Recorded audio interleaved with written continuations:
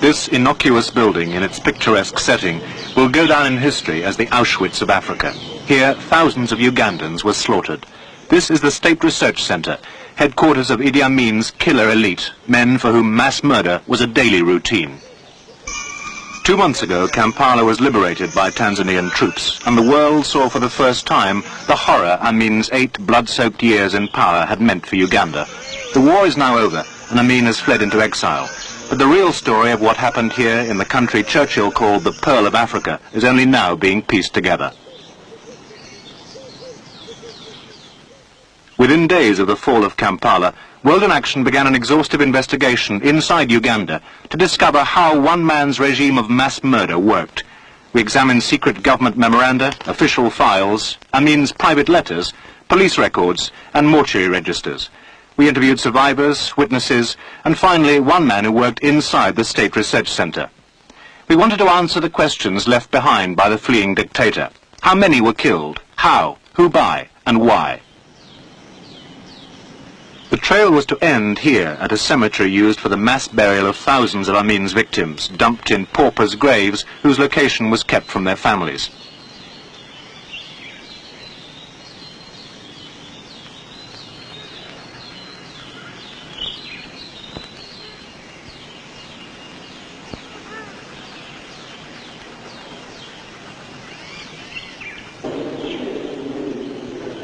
But it began in cells like this, where Amin's killers wiped their bloody hands on the walls of the State Research Center.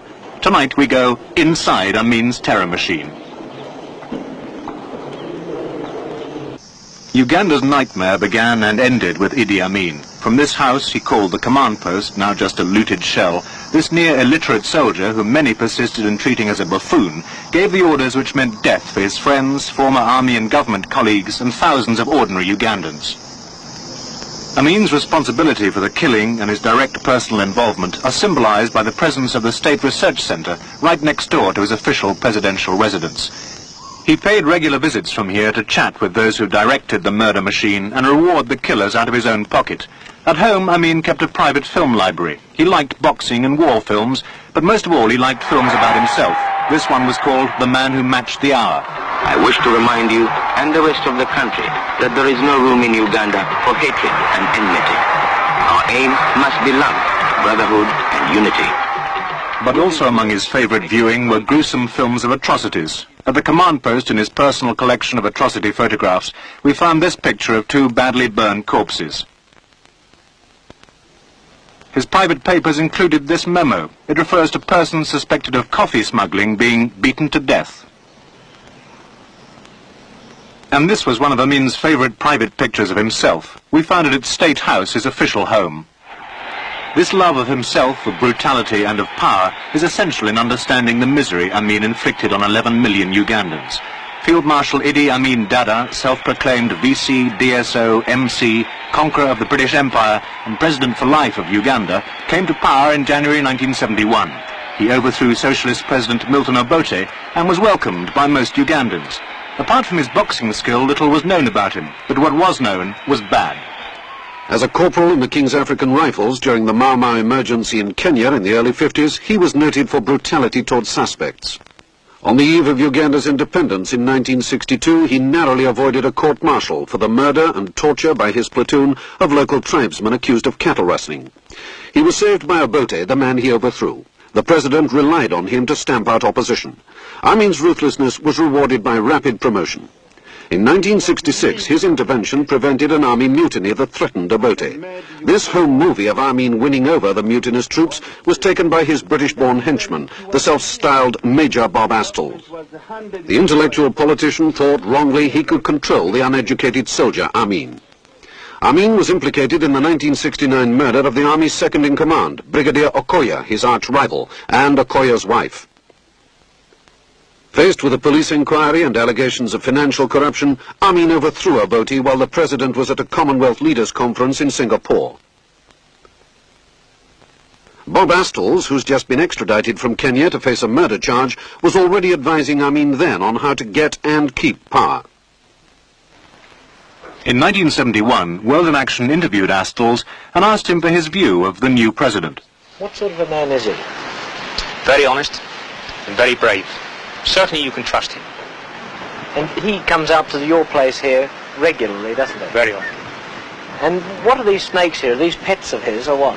No, these are python. His people, his tribe, eat the python snake. It's a delicacy.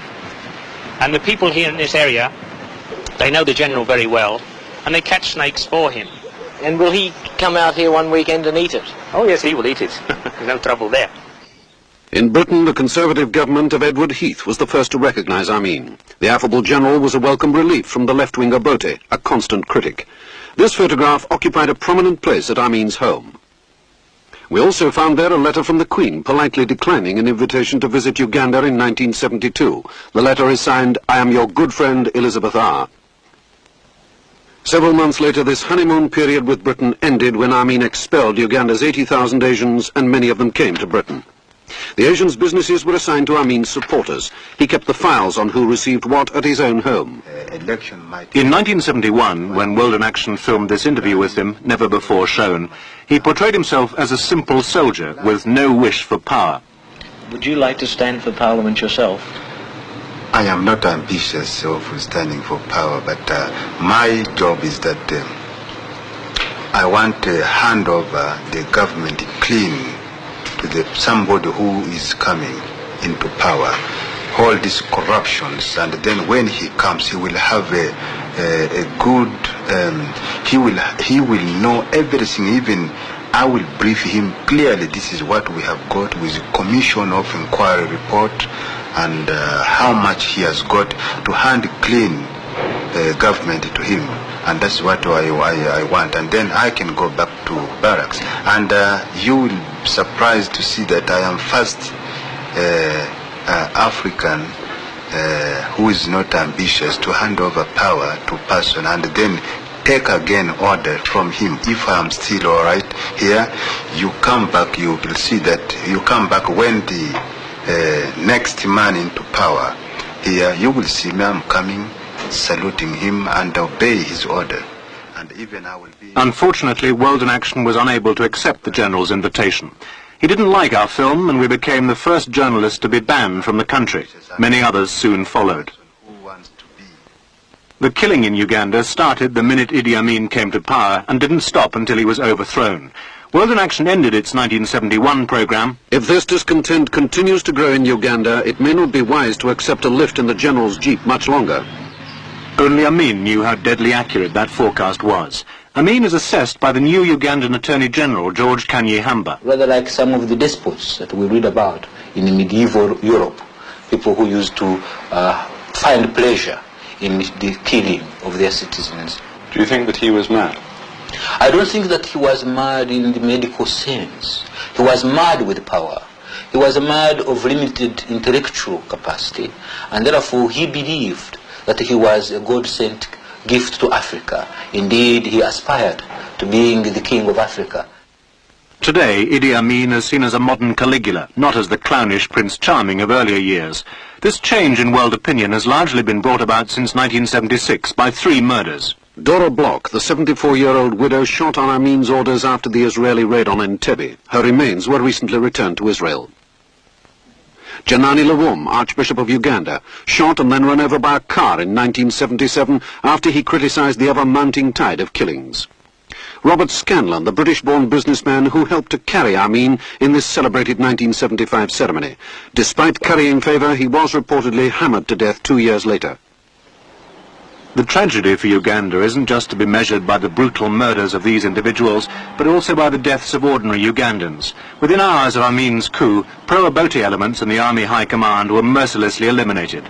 The Army Chief of Staff was clubbed to death, and his severed head brought to Amin, who kept it in his fridge.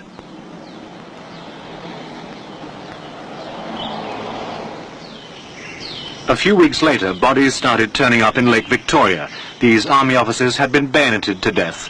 Soon even bigger massacres involving the killing of 500 or more soldiers took place. George Kanyehamba, who had to flee to Britain in 1971 for making a mild criticism of the regime, explains why the killing never stopped. Amin's policy was survival. That was his number one policy.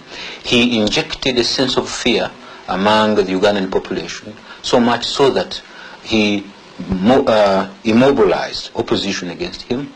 Any allegation or suspicion of anyone being disloyal was executed without mercy, so that brothers feared to talk about brothers, mothers about their sons, and so on. So there was a siege of fear among the people, which immobilized any opposition against the Amin regime.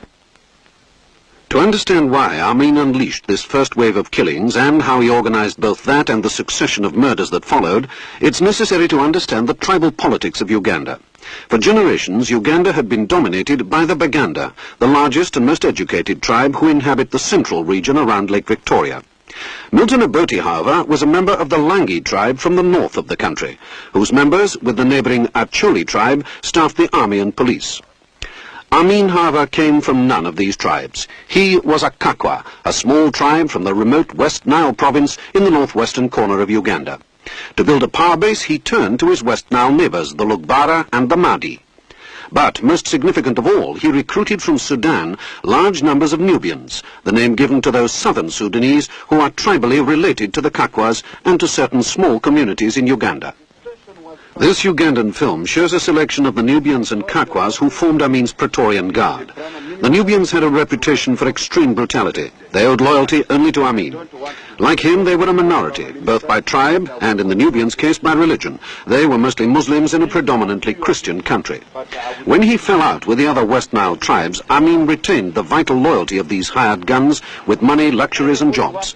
Soon the Nubians and the Kakwas ran the country. In return, all they had to do was kill on demand, an African version of murder incorporated. The first task for the Nubian triggermen and their West Nile allies was to eliminate the Langi and Acholi elements in the armed forces. These killings during 1971 and 1972 were carried out for Amin by his henchmen in the army and the military police, junior officers who got promotion by killing, like Colonel Isaac Malyamungu. Malyamungu, a Christian Kakwa related to Amin, was one of his most vicious killers. He compared killing people with killing chickens. Even Amin was said to fear him. Brigadier Moses Ali was another overly promoted NCO. A Muslim Kakwa, he rose to be Minister of Finance due to his willingness to carry out Amin's orders. Another top triggerman was Brigadier Hussein Marella. Marella, a southern Sudanese mercenary, took charge of the military police and soon was renowned for his brutality. Morella's men soon took over the burden of the killing. It was mostly carried out here at Makindi Prison, some 2 miles from the centre of Kampala. First soldiers and then, from 1972, former ministers and government officials were brought here to be killed. They were imprisoned in 2 identical side-by-side cell blocks, one for the army men and one for special prisoners.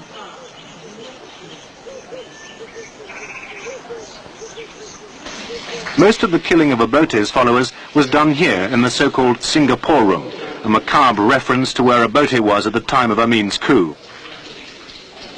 Prisoners were called out from the adjoining cells to be shot, hacked to death, or in some cases blown up by grenades.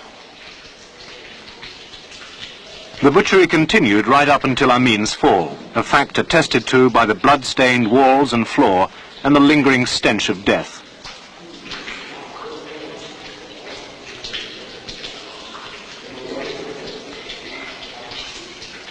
The walls in both cell blocks bear silent witness to what happened here, the mad mathematics of one condemned man, the defiant or plaintive last messages of other prisoners.